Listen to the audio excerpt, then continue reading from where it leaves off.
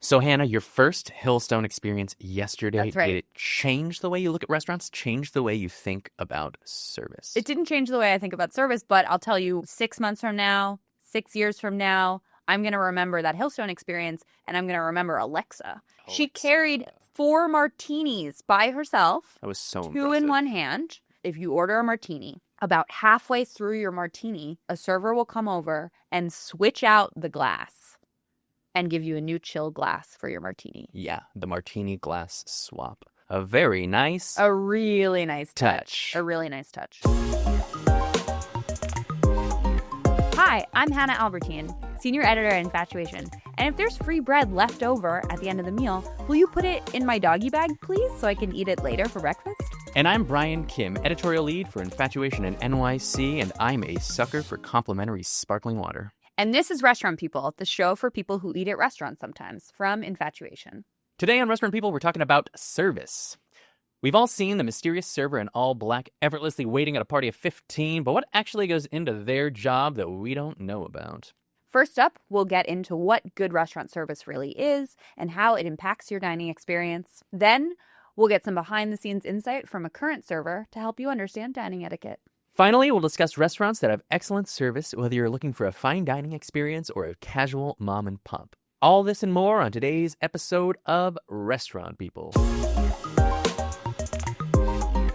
Why are you so excited about service as a topic? I didn't really care about service that much years ago when I first started writing about food and restaurants. But then I started to think about service as not just, is this person, bringing plates, collecting plates in a timely manner, but more about like the human element of a restaurant. What do you mean the human element? No matter what kind of restaurant you're in, service is the reason we go out to eat at all. Like if you want just food you didn't make, you're getting takeout, bro. And then let's say you replace all the servers with robots. You're going to lose something, but that's still a restaurant and people might still go to that robot restaurant. Don't go to robot restaurants. Do you want to go to a robot restaurant? I don't want to go to robot neither. restaurants.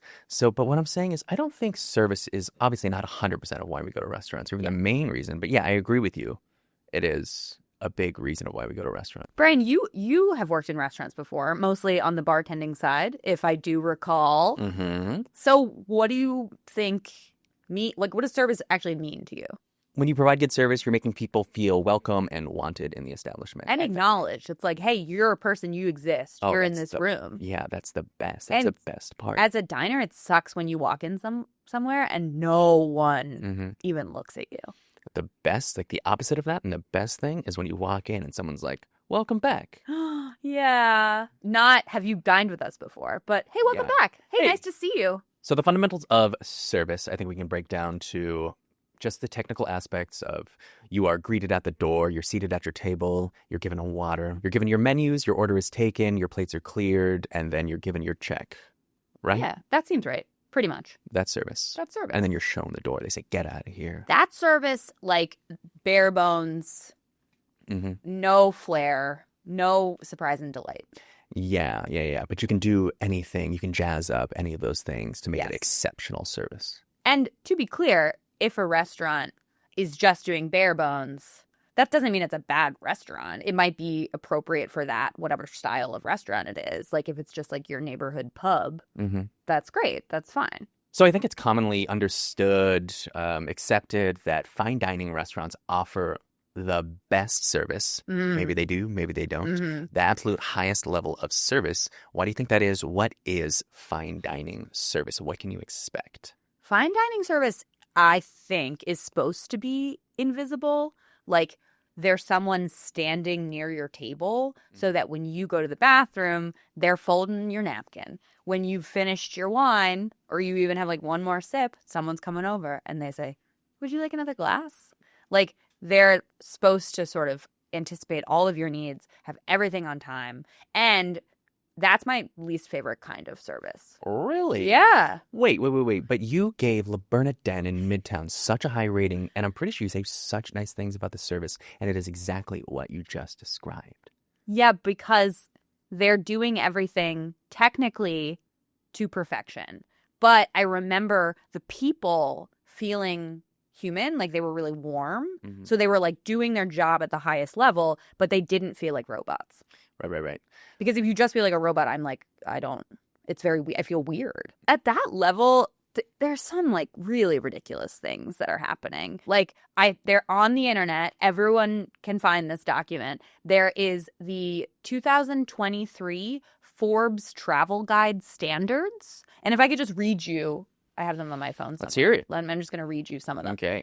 All right. Once the guest is seated, the table is politely greeted within 1 minute, parentheses, efficiency. So this standard is not about friendliness. It's just about, are you doing this efficiently? Mm-hmm. Okay. Another rule. A distinctive culinary gift from the chef is delivered to the table at some point during the meal. I mean, it does sound nice. That's weird. Okay, we'll keep going. Food presentations are approachable and not difficult to eat. However, dishes are interesting to eat and provide varying contrasts of texture. I hate it when things are difficult to eat. You're trying to eat something. Yes. You're like, how do I eat this? Okay, one more thing.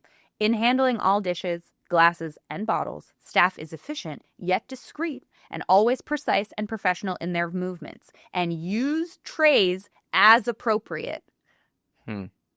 Are you thinking about trays? Because I'm thinking about trays. Yeah, I've used a lot of trays in my day. Totally.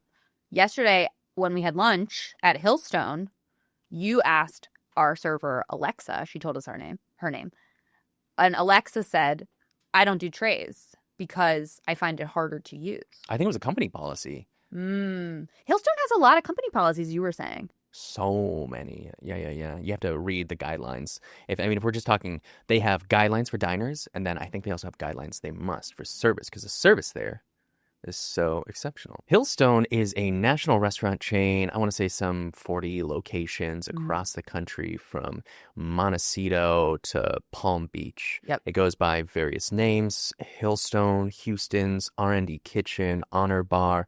They're all Hillstone. Okay. In the end, they're all pretty much Hillstone. Mm-hmm. I reviewed the Hillstone in New York City, and I gave it a very good rating, despite the fact that Hillstone is many people say, is just business casual Applebee's. But yes, the service is a huge part of it. I will go back because I was floored by the service. Like, let's even just give some examples from yesterday.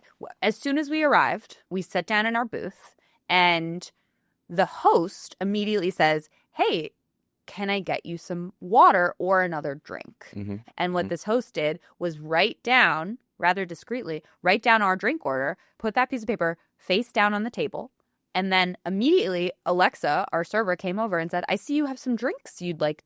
Here, let me go get them. Is there anything else? And it was like seamless. No other host in any other restaurant is going to take your drink order when they seat you. It's such a simple thing, but it tickled me. So, Hannah, your first Hillstone experience yesterday, That's right. Did it change the way you look at restaurants, change the way you think about service? It didn't change the way I think about service, but I'll tell you, I will remember 6 months from now, 6 years from now, I'm going to remember that Hillstone experience, and I'm going to remember Alexa. She carried 4 martinis by herself. That was so 2 impressive. in one hand. At Hillstone, if you order a martini, about halfway through your martini, a server will come over and switch out the glass and give you a new chill glass for your martini. Yeah, the martini glass swap.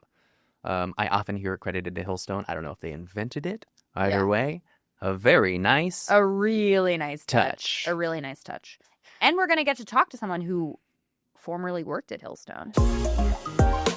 Hey you. Are you enjoying this episode? You freaking better be. But if you are, make sure to follow, like, and subscribe to Restaurant People on YouTube and all of your preferred podcast platforms so you don't miss an episode. So, calling in on the ham phone right now, we actually have a former Hillstone server. He not only served at Hillstone, but also at a bunch of other impressive restaurants around New York City. Like where? I'm talking 11 Madison Park. Heard of it. Gramercy Tavern, the River Cafe. Ooh. So, joining us, we have Steven Bono Jr. Currently, Steven is at chef sommelier at Jean-Georges Chez Margot in the Meatpacking District. Steven, welcome. Thank you so much for joining us. Thanks for having me. Thanks for taking the time to talk the minutiae. Let's do it. Steven, what else is in the Hillstone handbook? Like, tell us about working there. What? Yeah. What Yeah, I do- secrets can you Yeah, tell what us? secrets can you give us? I think what they look for is genuine hospitalitarians. And Hospitalitarian. Wow. like when you start to do service at a high level, you're not just your like vocab changes, but the way you see, interact, and love people changes. Like you are Oh. not the same. I know that's a little woo-woo, No, but I get it's it. true. Because I think the way you interact with the world, and not just like love languages and such, but there's something that gasses you up. You become an adrenaline junkie for taking care of people well. But that martini thing that I think you might have spoken about already, the martini exchange, the famous one. There was a time where people would just phone it in and change out the cold glass. Well, I was bringing the fresh garnish. I think that was like, hey, dude, like That is a everybody, nice touch. everybody's gonna go give you a cold glass. But what about those blue cheese olives that you really wanted to finish off that last 2 ounces of your martini? Right. You could come and have the exact same thing at the exact same time every single time, and it was always going to be what you expected, which I think was Yeah. like not just being known, but also that you could have consistency in a city that I think has very little consistency. Well, that's exactly what you were talking about, Brian. That makes Hillstone. Yeah. Okay, so that it sounds like you have this ethos about service. Do you see a difference between service and hospitality, Steven? We don't use the word waiters, right? I think that's kind Why of where is the that? distinction. And it's just like you put the weight in waiter.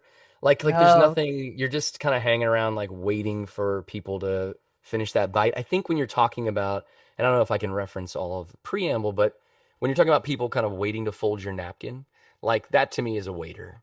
When you're talking about like, Oh. oh, how do I make this look nicer than when they left? That's a server, right?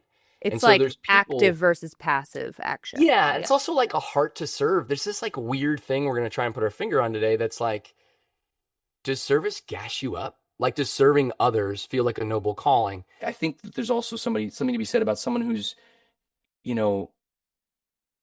getting it right, tailor-made to you, and also carrying with him the safeties of your sustenance, right? I'm looking after your food, looking after your beverage, I'm looking after your time and money well spent. It's Super Bowl-esque when you put it It's like Super that. Bowl-ish for them. Yeah. This is the most expensive meal Yeah. they might ever have.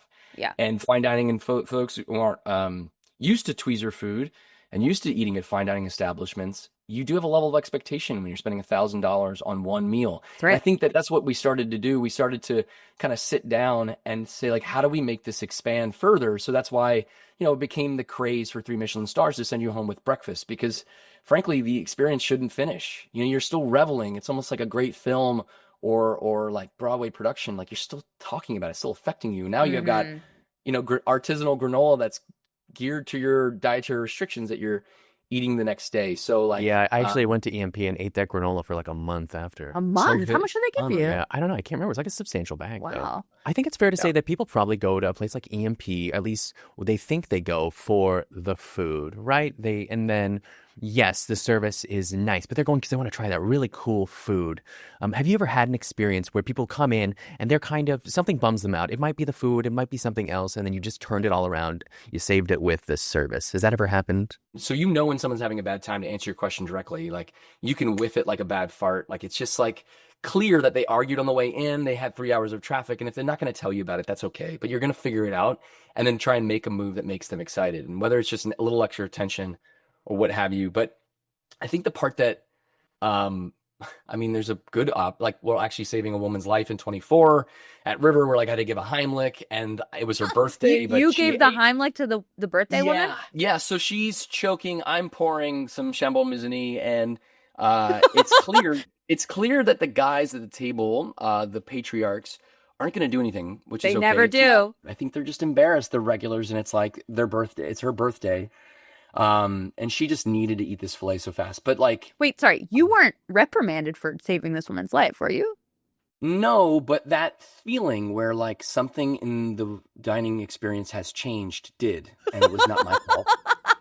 Wow. And then long story short is that she, I just wrote her a little note. You said, Like, I'm really she did not sorry. she didn't want to talk to anybody. And it was clear that, the night had been over and it would be marred by this experience. I feel like that small gesture has nothing to do with that moment. I'll never know if it was recovered, but at least she'll go home being like, there's another memory here that has nothing to do with me choking in front of 150 people. It's actually about, wow, that was a good birthday. So I think let that actually transitions us nicely to a little game we want to play about how you would handle certain dining situations. We're going to name a scenario, and then you are going to tell us, if it's proper etiquette and how you would handle that scenario. First scenario, a guest is choking on something in your dining room. Do you give them a Heimlich again, or this time, or are you just like, maybe not? What an inconvenience. I mean, gosh, we gave him a fork. We gave him a knife. No, yeah, I mean, that's, to me, it's like fight or flight. That's where all adrenaline junkies in this restaurant industry, if you're not rising to occasion, if you're seeing someone cry, like we see I'll see not just anniversaries, but full-blown divorces, like you're there for, I don't know, arguably some of people's most important times, and how you react to that, I think, is important. That's very diplomatic. But so you're giving them the Heimlich. Is that a yes to the Heimlich? Yes to the Heimlich. Sounds like you're obsessed with giving people the Heimlich maneuver or performing it. Steven Bono Jr., obsessed with the Heimlich. I think if Michael Scott said it right, that you have to do it to, is it Funky Town? But I think it's Staying Alive. Staying Alive. Yeah. If a guest orders appetizers and then waits 40 minutes before ordering entrees. 40 minutes before they do order full entrees? Yeah. That's villainous behavior, Steven. Admit it. I think if there's a second round of cocktails, I think you do table times are real. I think the fun thing that you start to realize that, like, I'm not the host maitre d'. Like, if they need this table back, that's on them. And if it is a pooled house, somebody's going to crush it and selling Magnum somewhere else. This person needs more chips, more cocktail sauce. Like, it comes out in the wash. And the pros know that. All right. Yeah. All right. Next up, simple one. I'm trying to help out, we're done with our appetizers, and I think I'm just going to stack all these plates. Yes or no? Should I stack the plates on my table that are dirty? I'm going to speak from a Hillstone point of view here. Mm-hmm. We're trained to pick up plates in a manner that is sexy and clean. Sexy? Whoa. Blink twice if you're good, Steve. So, like, we're trained to pick up these plates in a way that makes sense and also doesn't give anybody carpal tunnel. There are smaller folks who, and there's big old Hillstone plates that are 25 pounds. Please don't stack plates. Just don't stack plates. What about like modifications? If it's not a dietary restriction or vegetarianism, veganism, pescatarianism, and someone is trying to modify their dish, what do you think? Yeah, I think like at places like Hillstone, they've made it so easy.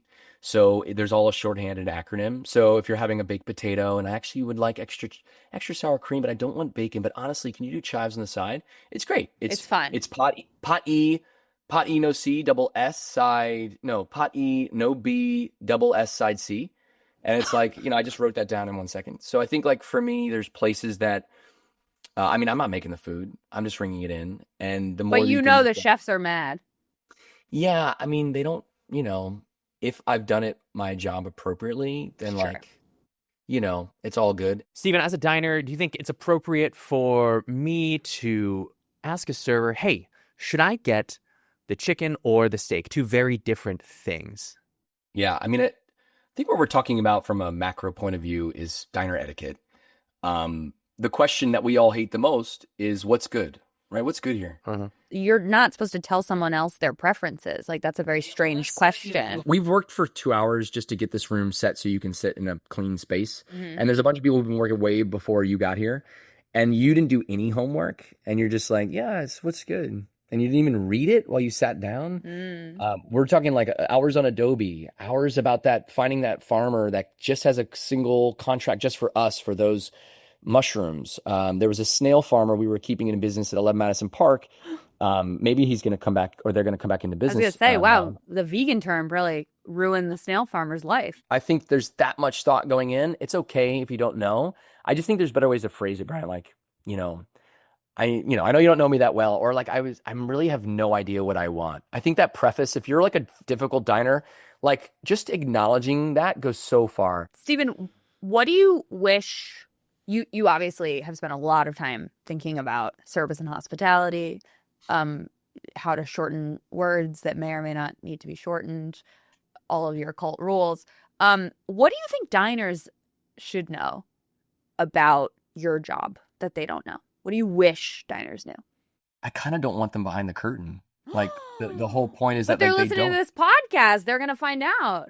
I think what you need to know is that if you want to do right by servers, letting them know when you've made a victory. If we crushed it, if we did something that was off the beaten path, or maybe just for you, just allowing like that one little, like you just don't know how much your words can fill us up at the end of the night. If they're being sincere with you, that little sincerity back, I think, means a lot. Verbal gratuity. You heard it here first from Steven. Steven, thank you so much for joining us. Steven. Yeah. As our server extraordinaire, giving us the on-the-ground perspective.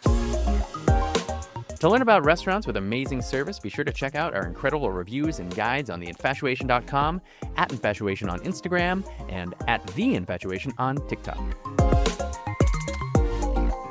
So, Hannah, that call with Steven, any immediate thoughts?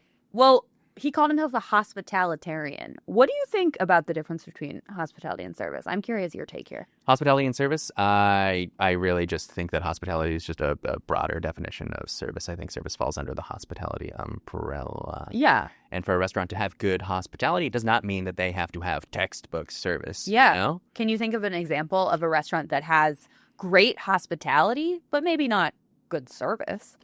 I can think of so many because there's this category, right? There's fine dining. Yeah. And they offer impeccable service, those places. Serving with their left hand, pouring with their left hand. They know if you want still and sparkling water ahead of time. Exactly. Yeah. So there's that category. And then there's just a category that's like way below that in terms of formality, which is just like the mom and pop spot. Yeah. Right? The spot where you just feel welcome, you feel like part of the family. And there's so many places like that around New York City.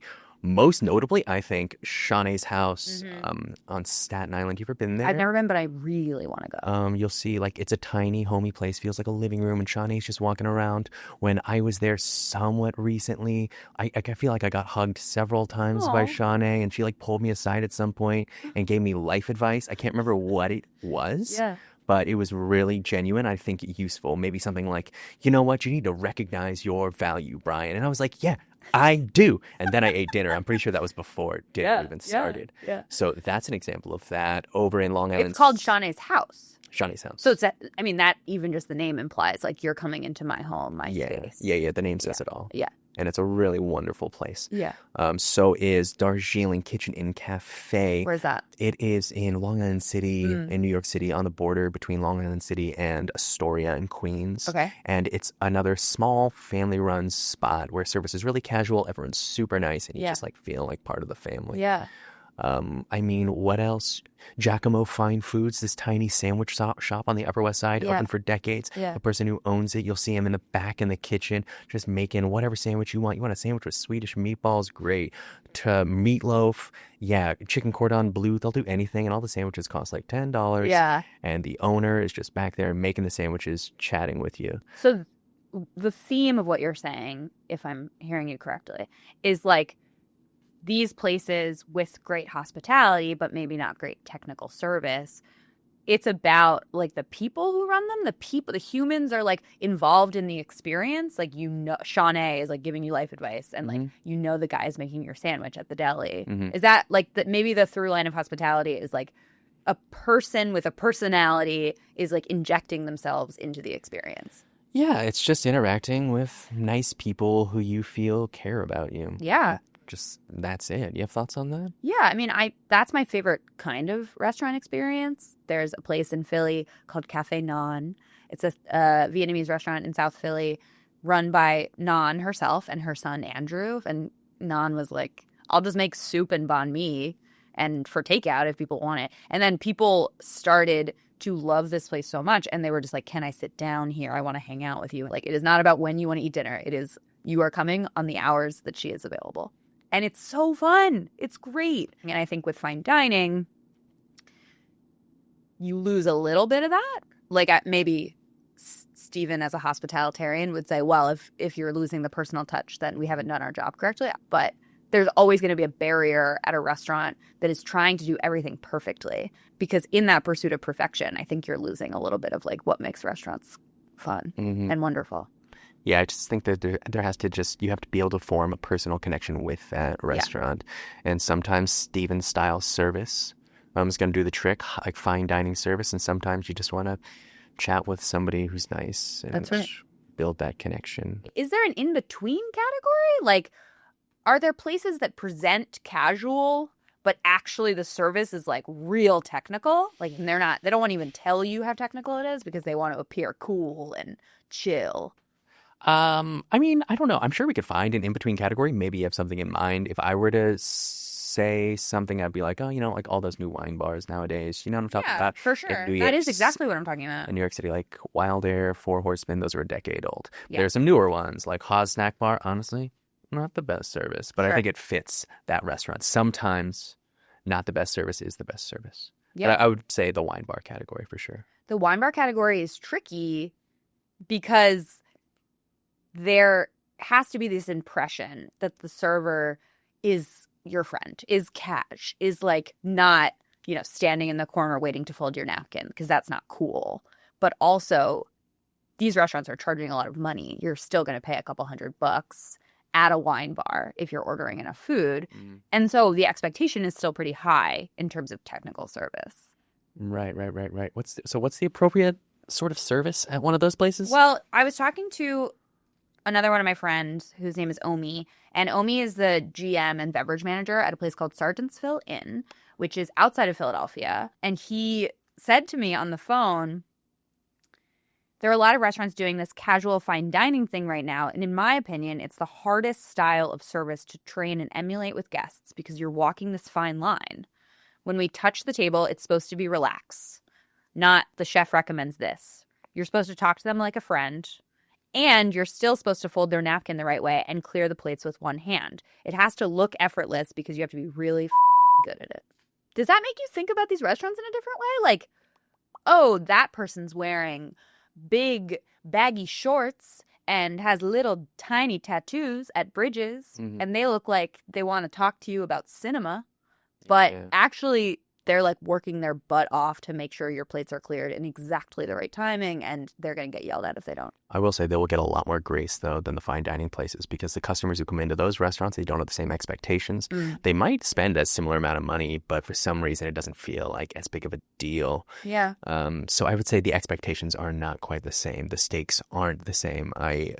I fully believe that they have to work really hard, but I do not buy that it's harder than fine dining service. Fair enough. What I mean. So we've talked about the various tiers of good service at restaurants, right? Yeah. But we haven't touched on bad service. And but I did mention before Haas Snack Bar, and I said that the service wasn't the best, but for Haas, that Haas kind is of...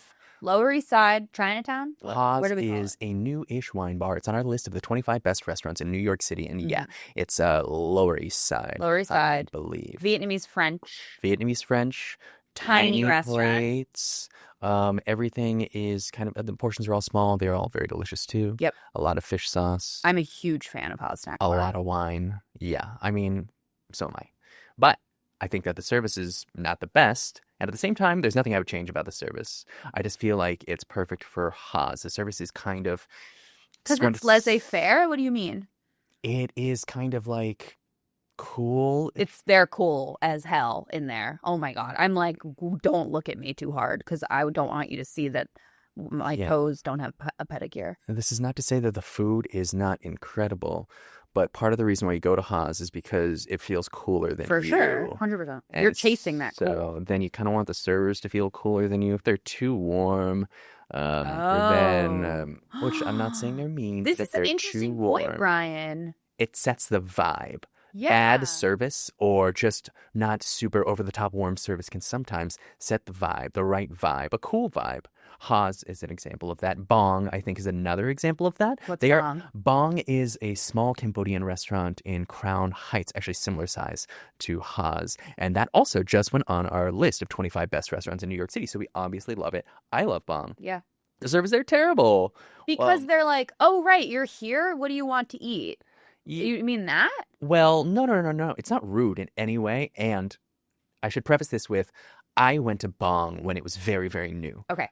And when I went to Bong, I had no idea who my server was. Sure. Just everybody in the restaurant talked to me at some point. They were like, okay, has your order been taken? Do you want this? Have you gotten this A little yet? chaotic. Yeah. perhaps. And like, oh, do you want wine? And then another person would come by and be like, you want some wine? So it was chaotic, and I loved it. I thought it was perfect for Bong and the space. But that's different than what you're saying about Haas, which it sounds like the Haas thing is cool people don't want to be too sincere, too earnest, too over-the-top friendly, because Yeah. that's not cool. Yeah. And then Bong is just kind of a little more chaotic, casual. Yeah. And I think that both are kind of technically bad service, Sure. examples of bad service. Sure. But Like Steven would be mortified. yeah, but both places, it just works for each place. It sets the right Absolutely. vibe. It sounds kind of, I mean, Bad I would, service. do you have a preference over one type or the other? Like chaos, but like sweet people, or I'm pretty cool, here I am? No, it kind of just It depends on where you are. on how I'm feeling. If I want to be treated like dirt. Some people do want to be treated Some like people dirt. do want to be treated Like that place dirt. in Chicago where they yell at you, that's sort of a different category. Do you know what I'm talking I about? know exactly. Is that Wiener Circle? I don't know. Is that what it's I don't know yeah, if you it Wiener is. I think it's Circle. Wiener Circle, yeah. Yeah. But also, I just want to say, Haas, they are very nice there. They are not mean to you there. They're going to come for you. They are very nice. They are nice. I, as I've aged, have become less concerned about appearing cool, which, Oh, yeah? not to brag, but I went to Comal on the Lower East Side, Mhm. a newish Mexican restaurant that's sort of like going for the wine bar, tiny space vibe. Ate a really delicious chicken wing that was stuffed with cheese and more chicken. I liked that quite a bit. And some good ice cream. The server at first was so cool, girl. Like, I didn't realize you were here. What do you want? Cool, like the same category as like Mhm. Haas. Were you Not into it or no? not rude, but like I'm cool and I'm not gonna like be sincere with you. Uh-huh. And I was not into it. And then I tried really hard to win her over and was doing my little charming thing, Oh, and yeah, I I did know it. all And then about and then she that. was like giggling, and by the end I was like, They were fake laughs. She was pretending. she might have been pretending, but you know what? She did her job well because she read me as a diner who wanted to be chummy and ask questions, and she was on board. Nice. All right. Yeah, I'm really unique. So, what was that? Comal? Comal. Comal. Good service. Ended up being good service. At first, I was not sure it was going to be good service. So, we just talked about when bad service can be good, but when bad service is bad, what does that look like? What does that mean? Oof. Well, I mean, there's pet peeves I have, Okay, let's hear it. naturally. And maybe this makes me a bad diner. Mhm. I don't know. But I drink a lot of water at restaurants. A lot. Me too. If there's a bottle on the table Mhm. and the bottle is empty, I need a new bottle. Oh, You don't need to pour the water for me. Actually, I prefer to pour it myself. You don't need to come over every 10 seconds and pour me water. I'll pour it myself. But if there's a bottle on the table and it's empty, oh my God. Get it together. Yeah, I know I've said before that I don't have any pet peeves, but That sucks. that's Do definitely you have another one? a pet peeve of Can you mine. think of another one? No. Or I can just name some and you can react to them. Yeah, go for it. All I right. think I'm a pretty laid back guy. You're so laid back. Oh my God, you're so laid back. Okay, what about, this is something I also heard from Omi, my friend. Nothing frustrates me more when people pour wine where the label isn't facing the guest and the hand is over the label. It's thoughtless. You're not paying attention. Your brain is off. I Does it bother literally you? never think about that Couldn't care. because I always know what kind of wine I'm drinking. Why do I need to see the label? No, I think that's just one of those things that's like, But yeah, I know, maybe I know on what the they're talking service about. end. What about Mariana from Infatuation Miami, one of our lovely writers there? She likes at a fine dining restaurant when the servers are wearing T-shirts and Nikes. What do you think about like outfits? I could of care servers? less You don't what you're wearing. If everyone, I'm actually probably more comfortable when everyone's wearing their own clothes because Yeah. I'm like, okay, that's great. You know, Yeah. you're comfortable, but at the same time, it's nice to have a uniform because your clothes it's gonna get dirty at work. For so sure. like, I just really don't care what you wear. Okay. What about you've had dessert, you've been offered coffee. There's no check. Check is not coming. What do you think? This is so. We go to restaurants professionally, and sometimes it's a weeknight and it's 10 p.m. and you just want to get the heck out of there. Because So you're like, I would got to say- get to work again tomorrow morning. Where it's so late, I'm so tired. I would say yes, pet peeve, but also I would just ask for the check. You ask know? for the check. Okay. Yeah. Also, same kind of category. When you have put your credit card on the table Mhm. and no one is coming to get it, what do you do? I just desperately try to get someone's attention. Yeah. But the thing is, like, I'm really non-confrontational, so I'm so bad at doing that. What do you do? I'll be like, and then someone will look at me and I'll like look away. Yeah. So we're talking about our gripes. Have you ever put any of your gripes about service into a restaurant review? If you go multiple times to a place and you've noticed the same thing is happening, whether that's good, whether that's bad, whether that's something in between, like, if it's noteworthy enough, I'll mention it. What do you think? 99.9% of the time, I don't talk about the service, and that is for several reasons. It's because the service is simply good. It's not exceptional. It's not exceptionally bad. The turnover in restaurants is really high. Yep. You don't know if the server who was helping you yesterday is, going to be working at the restaurant tomorrow. And also, you don't know if the server, like, just, I don't know, dropped their phone in the toilet? Yeah. Like, or got broken up with? Like, who knows what kind of day they're having? Yeah. Or they could be like, terrible day. team? I don't know. Yeah. You never know. I think what we at the Infatuation try to do is write about how a place makes you feel. Like, that can be atmosphere, but I do think service is a big part of that, because the service elements are the experience that you're having. That's the curated experience, is being brought to you, if it's done well, by the people who work there. And so if you're talking about Ha's Snack Bar without mentioning the vibe of the place that vibe is set by the actual structural space, but also the people, like, you're not doing your job as a restaurant critic, is my take. I would agree with you there. Yeah, you should definitely paint the fullest picture possible. Now that we've talked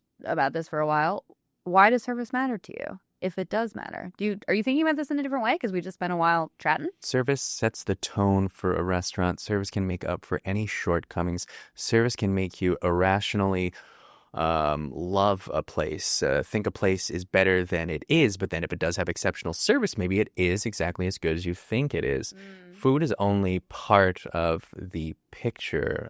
Service is also just, I think, a big underrated part of it. Yeah. That even we at the Infatuation don't talk about enough, Yeah. I want to talk about it more, actually. I think there's room to observe and be thoughtful about how much service matters, because I think it really does play into a restaurant experience. And it's also the reason, I mean, we're joking about this, but like, robot waiters do exist in some capacity, whether it's just like those weird little things carrying trays, but like there is more and more technology being brought into restaurant spaces, and like, ghost kitchens, I think, also fall under this category. But I'm not worried that that's ever going to replace the good old-fashioned restaurant, because you just cannot teach a little AI guy to recognize a diner's implicit wants and anticipate them. Like, that cannot be programmed. And you can quote me, and we'll take a look at this episode from the archives in 2080 when we're all living on Mars or whatever. Yeah, that sounds, I guess I agree with you. That sounds realistic. I also hope it doesn't happen, because if there are ever robot servers, people are going to be so mean to those servers. Bully them. They're just going to make humanity worse. Clankers? Isn't that the You guys come up with a slur for robot servers? No, that's a slur that exists. Clankers. Clankers? Yeah, it's not offensive. Who are we offending by saying clankers? Clanker, where's my water?